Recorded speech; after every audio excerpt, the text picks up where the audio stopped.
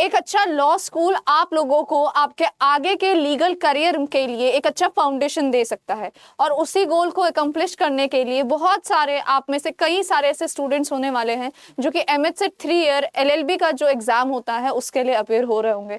अब दिसंबर का पूरा महीना मोस्ट ऑफ द स्टूडेंट्स जितने मुझसे बात कर रहे हैं अभी, वो बोलते हैं कि मैम अभी हमारा जो है सेमेस्टर का एग्जाम्स चल रहा होता है और अब इसी के बाद हम लोग जो है फुल फ्लेजेड अपने प्रिपरेशन मोड में एक्टिव हो जाएंगे, तो दिसंबर का महीना पूरा आप लोगों का सेमेस्टर एग्जाम में ओवर हो जाएगा। तो फिर अब इसके बाद के जो 3 महीने रहने वाले हैं, उस 3 महीने में आप लोग किस तरीके से अपनी प्रिपरेशन करेंगे जिससे कि आप अपनी ड्रीम यूनिवर्सिटी तक पहुंच सके, कौन कौन से सब्जेक्ट्स को कितना कितना टाइम देना है, एंड उसके अलावा आप लोग सबसे पहले कि पेपर पैटर्न क्या होगा, और अगर आप लोग जीरो पे हैं तो क्या आप जीरो पे रह के भी स्टार्ट कर सकते हैं, या अगर आप लोगों ने ऑलरेडी स्टार्ट कर चुका है तो क्या आप लोगों के लिए भी ये पूरा जो है रोड मैप जो है काम करेगा या नहीं, सारी चीजें हम अच्छे से जो है क्लैरिटी से यहाँ पे देखने वाले हैं।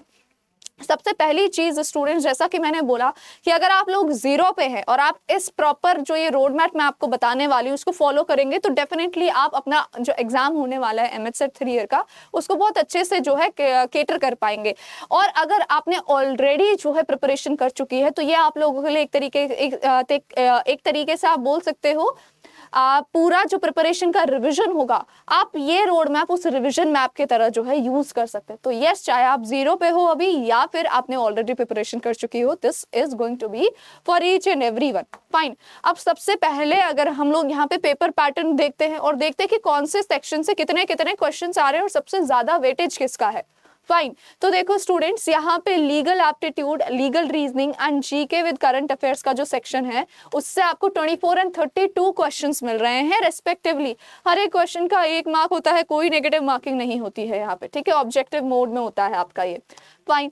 लॉजिकल एंड एनालिटिकल से अगेन 24, और इंग्लिश का वेटेज सबसे ज्यादा यहाँ पे आ जाता है, दैट इज 40 क्वेश्चंस। तो इंग्लिश का जो सब्जेक्ट होता है, ना कि सिर्फ इंग्लिश बट हर एक सब्जेक्ट आपके लिए बहुत ज्यादा इंपॉर्टेंट हो जाता है यहाँ पे। फाइन। पूरा जो है पेपर आपका जो है 120 मार्क्स का यहाँ पे निकल के आता है। तो ये लेटेस्ट पैटर्न है हमारा, इस पैटर्न को सभी को ध्यान में रखना है। आपको ये पूरा सिलेबस जो है आपको जो है यहाँ पे देख सकते हो किस तरीके से ये पूरा सिलेबस है। हम आगे जो है हम लोग जब मैं आपको पूरा रोड मैप बताने वाली हूँ कि 3 महीने आप कैसे यूटिलाइज करेंगे, उसमें हम दोबारा से देखेंगे, ठीक है। सो लीगल में जनरली आपके ये टॉपिक्स होते हैं जो आपको अच्छे से जो है प्रिपेयर करने होते हैं, ठीक है। जीके में आप देख सकते हो सेक्शंस बहुत ज्यादा होते हैं। अब इन सभी सेक्शंस को इन 3 महीनों में आप लोगों को कंसाइज तरीके से पढ़ना, जो बिल्कुल जीरो पे हैं और जिन्होंने ऑलरेडी कुछ पढ़ा हुआ है उनके लिए ये रिविजन तो बहुत आसान हो जाएगा। फाइन। तो आप देख सकते हो ये की टॉपिक्स हैं, ये बिल्कुल ऑफिशियल सिलेबस है जो आप लोगों की वेबसाइट पे भी दिया गया है। फाइन।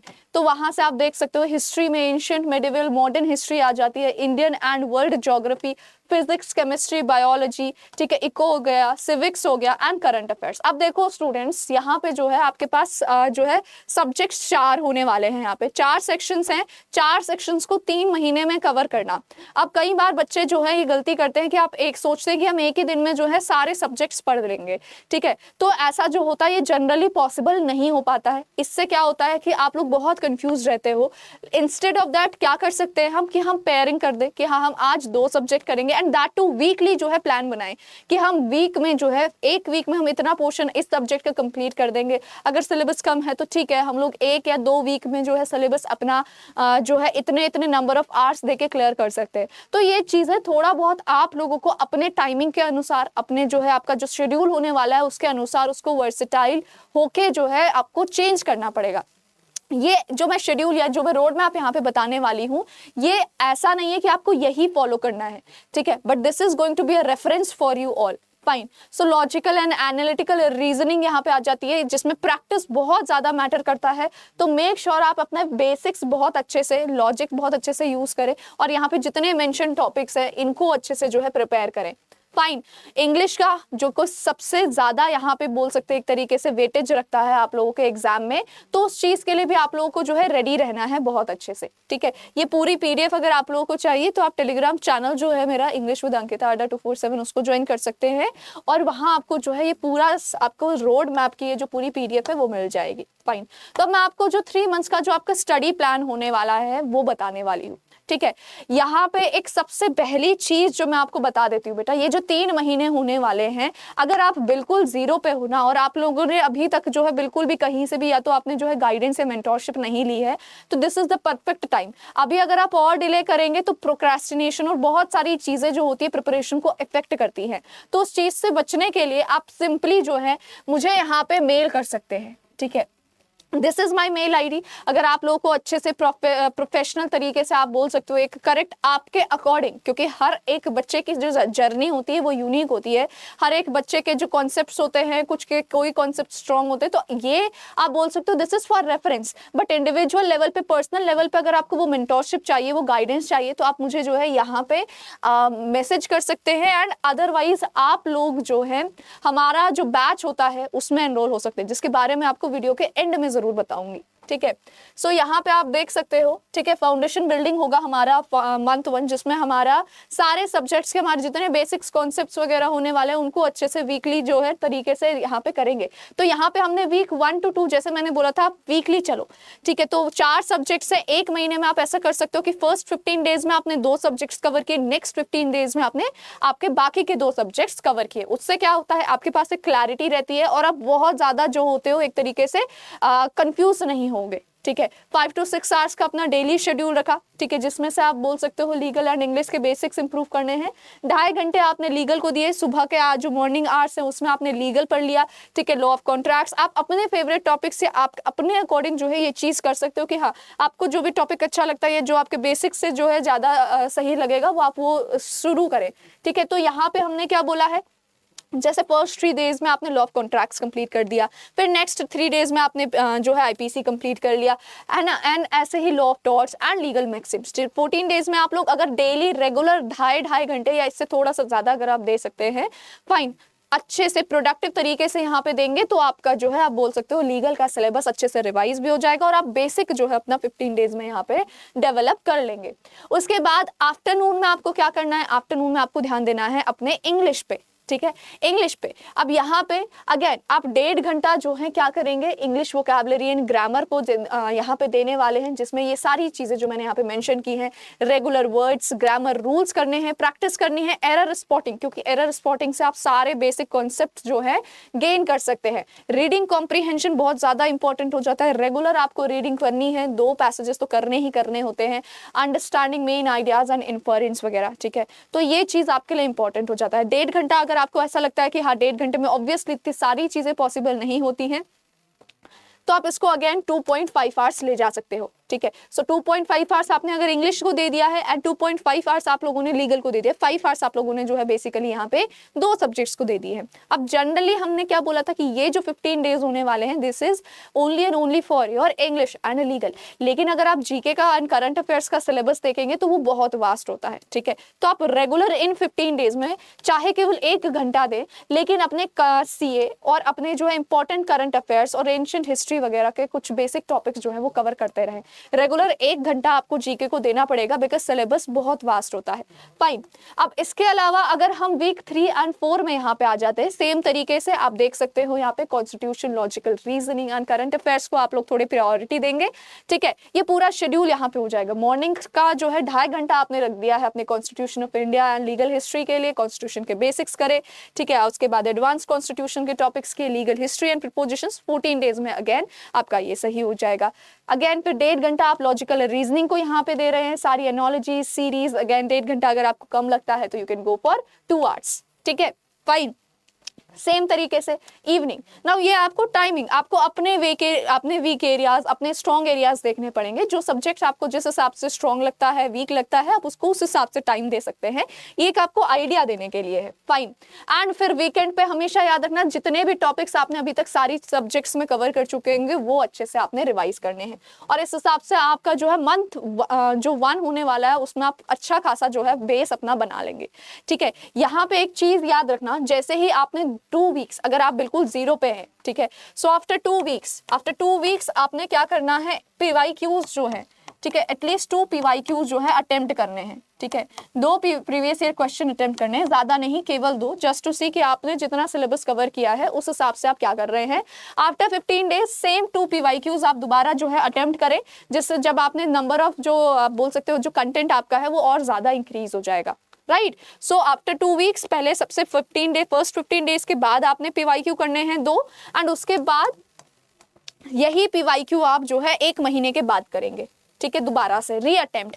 जब भी आप कोई भी पेपर मॉक टेस्ट वगैरह लगा रहे हैं, क्वेश्चंस वगैरह कर रहे हैं, आप ऐसा देखिए कि अगर आप कुछ सेट ऑफ क्वेश्चंस अभी नहीं कर पा रहे तो उनको 2-3 दिन बाद रीअटेम्प्ट जरूर कीजिए बेटा, ठीक है, कॉन्सेप्ट समझने के बाद उसी समय रीअटेम्प्ट करने की जरूरत नहीं है, because that is going to be fresh. 2-3 दिन बाद आप करेंगे तो वो आपको रिमाइंड करना पड़ेगा, आपको रिकॉल करना पड़ेगा, और उससे आपका जो होता है वो कॉन्सेप्ट और ज्यादा स्ट्रांग हो जाएगा और आप रिवाइज भी कर पाएंगे, ठीक है। फिर मंथ सेकंड हमारा होने वाला है कंटेंट कंप्लीशन एंड प्रैक्टिस का। अभी तक हम लोग पूरा फोकस हमारा किस चीज पे था, हम हमारे कॉन्सेप्ट्स बिल्ड कर रहे थे, ठीक है, थोड़ा बहुत प्रैक्टिस वगैरह हम लोग कर रहे थे, लेकिन पूरा फोकस हमारा कंसेप्ट बिल्डिंग पे था। अब ये मंथ हमारा पूरा होने वाला है प्रैक्टिस पे। यहाँ आपको जितना हो सके, ठीक है, रिविजन करना है एंड क्वेश्चंस करने, एप्लीकेशन बेस्ड प्रॉब्लम्स जो है सॉल्व करनी है, मिक्स्ड क्वेश्चंस जो है डेली सॉल्व करने हैं 15 to 20, रिविजन करना है कॉन्स्टिट्यूशन का और टॉट का। फिर 8 to 10 डेज में अगेन कॉम्प्रिहेंसिव लीगल प्रैक्टिस, यहाँ पे 30 question in 30 minutes. Time bound practice आपको जो है रखनी ही रखनी है, टाइम बाउंड नहीं करेंगे, आपको पता है आपके पास 120 क्वेश्चंस हैं, 120 मिनट्स में आपको करने हैं, तो वो आप लोगों को उस हिसाब से अपनी स्पीड वगैरह पे ध्यान देना है। तो अपनी स्पीड एंड एक्यूरेसी को जो है ध्यान में रखते हुए आपको आगे बढ़ना है स्टूडेंट्स, ठीक है। सेम तरीके से आपने 15 डेज में अपना जो है डिसाइडेड सब्जेक्ट जो है वो रिवाइज कर लिया, फाइन। आफ्टरनून में आप क्या करेंगे, वो मॉर्निंग का था शेड्यूल, आफ्टरनून में आपने हिस्ट्री एंड सिविक्स आपका जो सेक्शन था उसको अच्छे से रिवाइज किया, इवनिंग में आपने ज्योग्राफी साइंस प्रैक्टिस कर लिया, एंड इस तरीके से अपने फर्स्ट 15 डेज में यहाँ पे आप बोल सकते हो आपने ये जो डेजिग्नेटेड आपके सब्जेक्ट्स थे वो अच्छे से कर लिए, ठीक है। वीकेंड पे अगेन आप मॉक टेस्ट दीजिए, डिटेल्ड एनालिसिस कीजिए उस मॉक टेस्ट का, फाइन, और देखिए कि हाँ भाई कैसा आप लोगों का जो है परफॉर्मेंस हो रहा है। अब इस बीच आपने देखा होगा यहाँ पे इंग्लिश जो है हुई नहीं है 15 डेज के लिए। सो अगेन आपको ऐसा नहीं करना है कि आपने इंग्लिश बिल्कुल ही छोड़ दी, कोई भी सब्जेक्ट बिल्कुल नहीं छोड़ना है।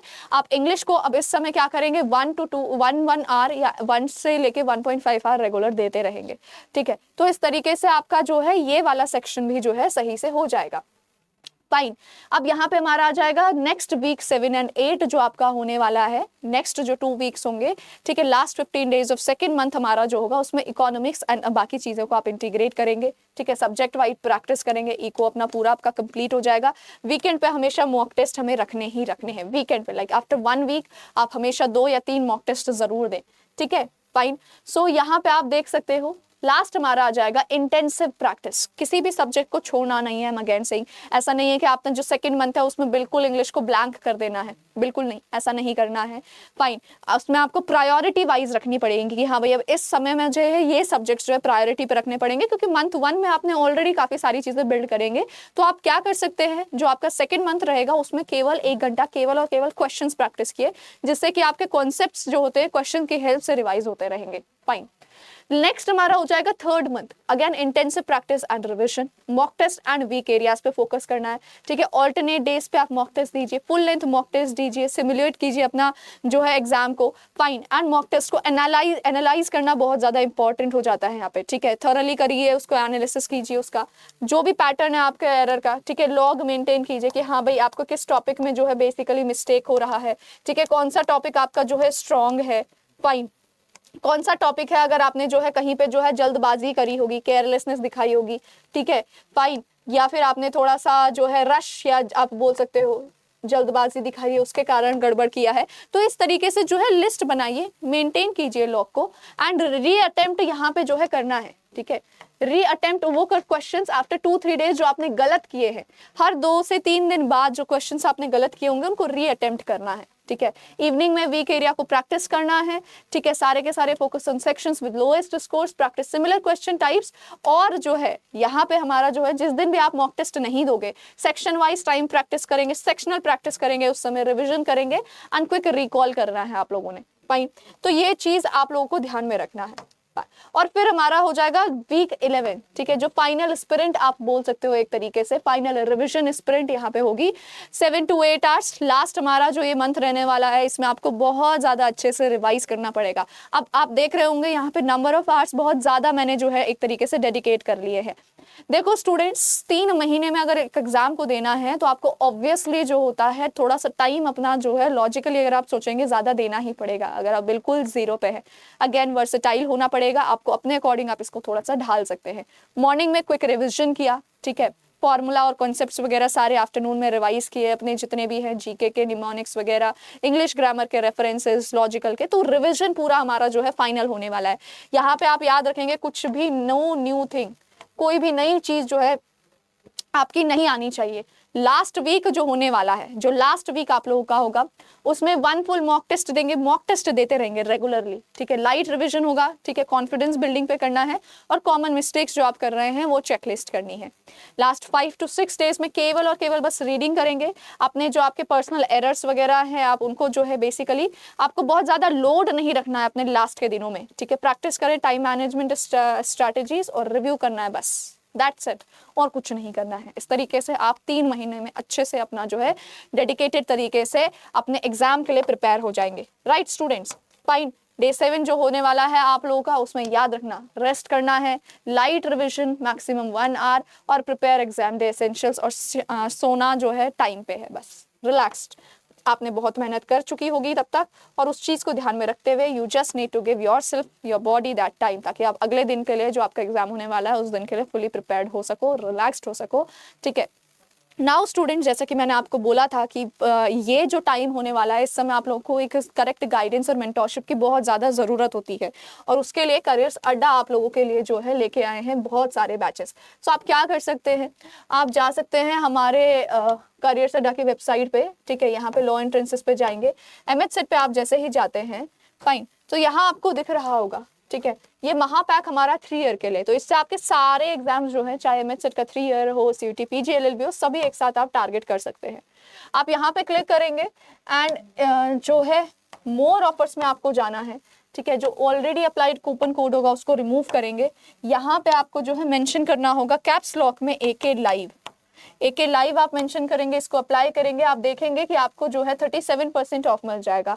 यही चीज आप ऐप से करेंगे तो आपको एक्स्ट्रा डिस्काउंट भी मिलेगा, तो मेक श्योर आप ऐप से जो है जरूर जो है बैच परचेस करें, बैच में एनरोल हो जाएं, ताकि आप पर्सनली गाइडेंस लेके जो है अच्छे से इन 3 महीनों को फुल तरीके से यूटिलाइज करें और अपना जो गोल होने वाला है आपका वो अचीव कर सके, ठीक है, फाइन। ऐसे करके आप देख सकते हो मैक्सिमम डिस्काउंट आपको मिल जाएगा। कोई भी डाउट वगैरह होता है आप मुझे यहाँ पे मेल कर सकते हैं, this is my mail ID regarding preparation batches and all, या फिर आप इस नंबर पे कॉल कर सकते हैं, ठीक है, ये नंबर हो जाता है, फाइन। इस नंबर पे आप कॉल करेंगे तो हमारी टीम आपसे कनेक्ट करेगी और वो आपसे बहुत अच्छे से आपको जो है एग्जाम रिलेटेड और बैच रिलेटेड जो भी आपकी क्वेरी होने वाली है वो केटर करने वाले हैं, ठीक है, बहुत अच्छे से आपको सारी चीजें क्लियरली समझा देंगे। Right, so yes, that's it for today. I hope my dear students this video will be very very informative to you all. तो एक बार फटाफट से सभी के सभी do not forget to like, share and subscribe.